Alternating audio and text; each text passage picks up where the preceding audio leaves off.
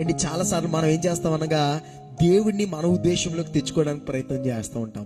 దేవా ఇది ఎస్ చెప్పు, ఇది ఎస్ చెప్పు, ఇది ఎస్ చెప్పు, ఇది ఎస్ చెప్పు, యేసు నామములో ఇది అయిపోను గాక, యేసు నామములో ఇది అయిపోను గాక.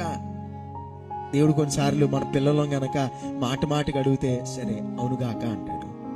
అది మనకేమవుతుంది తర్వాత కష్టంగా ప్రయాసంగా తీర్చబడిన మనల్ని ఎత్తి బాదుకొని యేసయ్యా నిన్ను అడిగి చేశాను కదా అయ్యా అంటే, అవునన్ను అడిగావు కానీ ఏం అడిగావు?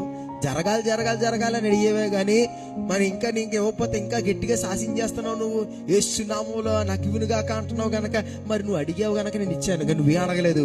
నా చిత్తాన్ని నువ్వు, నా ఉద్దేశం నువ్వు, నేనేమనుకుంటున్నాను నువ్వు అడగలేదు. నీకు అంత కావాల్సింది ఏమనగా నీకు జరగాలన్నావు. నువ్వు నా కుమారుడు గనక, నా కుమార్తెవు గనక, నువ్వు నా రక్తంలో కడగబడ్డావు గనక, నేను ప్రేమించి వచ్చినావు గనక నువ్వు అడిగింది నేనేం చేస్తాను? మరి మాటి 10 సార్లు నువ్వు అడిగితే నేను చేస్తాను, నీకు ఇచ్చేస్తాను.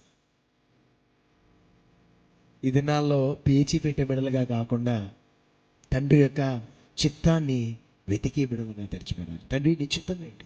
ఇది నా ఆశ, ఇది నా ఆలోచన, ఇది నా తలంపు, నీ చిత్తమేంటో, నీ ఉద్దేశం ఏంటో నాకు తెలియజేయమని ఏం చేయాలనగా దేవుని మనము అడిగిన వారే తెరచబడాలి.